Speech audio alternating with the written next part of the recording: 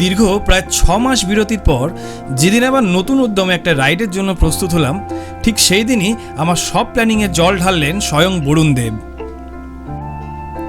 সেই মার্চ মাসে last 16 ride করেছিলাম বকখালিতে।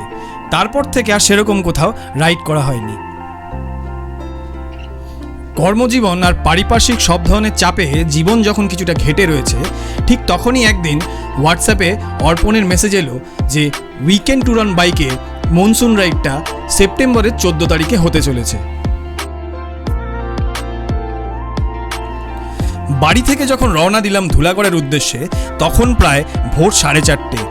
বৃষ্টি মাথায় নিয়েই গোপ্রোকে ওয়াটারপ্রুফ কেসিংয়ের ভেতরে ঢুকিয়ে রওনা হয়ে পড়লাম আমাদের next meeting point Dhulagarh toll প্লাজার হাইওয়ে নেস চায়ের দোকানের উদ্দেশ্যে। মুষলধারায় বৃষ্টি আর ভোরবেলা সাঁতরাগাছি ব্রিজের ট্রাকের জ্যাম কাটিয়ে যখন ধুলাগড়ে এসে পৌঁছালাম, তখন প্রায় সকাল 5:30 বেজে গিয়েছে। প্রায় 7 মাস পর আবার সবার সাথে দেখা। এরপর চায়ের কাপ হাতে নিয়ে চলল কিছুক্ষণ আড্ডা। মনসুন রাইড বলে কথা, আর বৃষ্টি হবে না তা তো হতে পারে না। বরুণ দেবের কৃপায় বৃষ্টি রানী দারুণ পারফর্ম করলেন আমাদের এই গোটা রাইডটা জুড়েই। বাড়ি থেকে বেরিয়ে আবার বাড়ি ফেরা পর্যন্ত প্রায় 40 ঘন্টা পুরোটাই সাথ দিয়ে গেলেন আমাদের। তাই গ্রুপ রাইডের মজা পুরো উপভোগ করলেও মোটো ব্লগিংটা এবার সেভাবে করা হলো না। বৃষ্টি মাথায় নিয়ে আমরা রওনা হলাম ল্যাথখোর বাঙালির সেরা ডেস্টিনেশন মন্দারমণির উদ্দেশ্যে। ধুলাগড় থেকে প্রায় 6টা নাগাদ রওনা হয়ে কোলাঘাট পৌঁছাতে প্রায় 1.5 ঘন্টা সময় লাগলো আমাদের। কোলাঘাটে শ্যামাশ্রী হোটেলটাই বেছে নিয়েছিলাম আমরা আমাদের ব্রেকফাস্টের জন্য, কারণ আমাদের এই এক্সটেন্ডেড ফ্যামিলি মেম্বারদের সংখ্যা এইবার প্রায় 50 জন।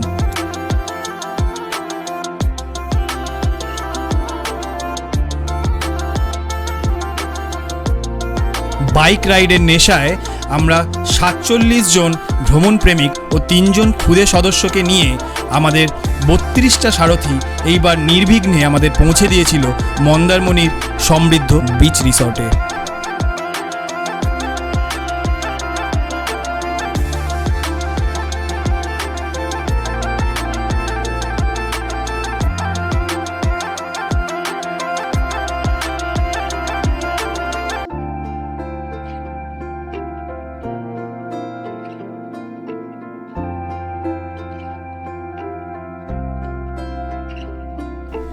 রিসর্টে পৌঁছে কোনো রকমে ভিজা জামা কাপড় ছেড়ে সুইমিংয়ের কস্টিউমটা গায়ে গলিয়েই বাচ্চা পার্টি আবার ভিজতে নেমে পড়ল সুইমিং পুলে।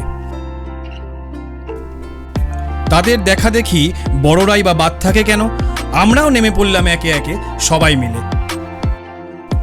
প্রায় ঘন্টা 2 সুইমিং পুলে দাপাদাপি করার পর তখন প্রায় সবার পেটেই ইঁদুরের দৌড় শুরু হয়ে গেছে।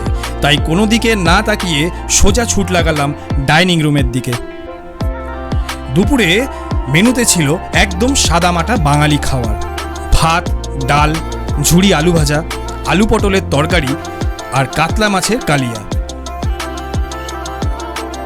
ভাত খাওয়ার পর বাঙালি সব থেকে ভালো যে কাজটা করতে পারে সেটা হচ্ছে একটা ভাত ঘুম দিয়ে নেওয়া। তাই আমরাও আর দেরি না করে চলে গেলাম ঘুমাতে। সারাদিন বৃষ্টির জল খেয়ে রিসর্টের গাছগুলো যেন আরও সবুজ হয়ে গেছিল। অপরূপ সুন্দর দেখতে লাগছিল সন্ধ্যার সময় রিসর্টটাকে। ঘুম থেকে উঠেই দেখি স্ন্যাক্সে গরম গরম চিকেন পকোড়া আর ফ্রেঞ্চ ফ্রাই, সাথে ধোঁয়া ওঠা চা নিয়ে বাইরে দাঁড়িয়ে রয়েছে হোটেলেরই একজন স্টাফ। সত্যি কথা বলতে এতবার দীঘা, মন্দারমণি, তাজপুর গেছি, কিন্তু এরকম সুন্দর চিকেন পকোড়া আর ফ্রেঞ্চ ফ্রাই আমি এর আগে কোনোদিনও খাইনি। পকোড়ার প্লেট আর চায়ের কাপটা নিয়ে চলে গেলাম সোজা ডাইনিং রুমের দিকে, কেননা সেদিন আরও একটা স্পেশাল অকেশন ছিল। ডাইনিং রুমে তখন চলছিল মেঘায়ন রাইডারের মেঘার বার্থডে সেলিব্রেশন। চা, পকোড়া, বার্থডে কেক, তারপর জমিয়ে আড্ডা, সব কিছু মেরে যখন আমরা ডিনার করতে গেলাম, তখন প্রায় রাত 11:30 বেজে গেছে। ডিনারের মেনুতে ছিল রুটি অথবা ভাত, পোস্ত দিয়ে পটল ভাজা, ভেটকি মাছ ভাজা, মিক্সড ভেজ, চিকেন কষা আর স্যালাড।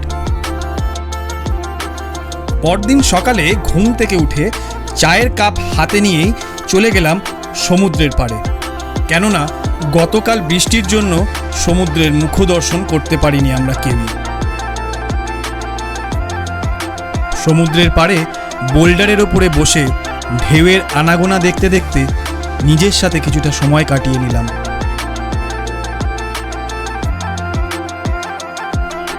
এর মধ্যেই খুদেদের আবদার, ওরা সমুদ্রের জলে স্নান না করে কিছুতেই বাড়ি ফিরবে না। অগত্যা ওদের সাথে নামতেই হলো জলে। এরপর ব্রেকফাস্ট ছেড়ে বাড়ি ফেরার পালা। ব্রেকফাস্টে ছিল আমাদের লুচি, তরকারি আর পান্তুয়া। এই দেখো, এত কিছুর মধ্যে তোমাদের রিসর্টের রুম ট্যুরটাই দেওয়া হয়নি। প্রায় 50 জন সদস্য হওয়ার জন্য আমাদের এবার 2টো রিসর্ট বুক করতে হয়েছিল। সমৃদ্ধ বিচ রিসর্ট আর তার ঠিক উল্টো দিকেই স্টার বিচ রিসর্ট। খাওয়া দাওয়া নিয়ে আমাদের খরচা হয়েছিল ট্রিপল শেয়ারিং রুমে পার হেড 1500 টাকা আর ডাবল শেয়ারিং রুমে পার হেড 2000 টাকা। রুমগুলো মোটের মধ্যে বেশ ভালোই ছিল। এসি, নন এসি 2 ধরনের রুমই তোমরা এখানে পেয়ে যাবে। তবে স্টার রিসর্টে কিন্তু গিজার নেই, আর এই রুম ট্যারিফও কিন্তু উইকডেজ আর উইকেন্ডে কিছুটা ভ্যারি করে। 2টো রিসর্টেরই ফোন নাম্বার আর লোকেশান আমি ডেসক্রিপশানে দিয়ে রাখলাম।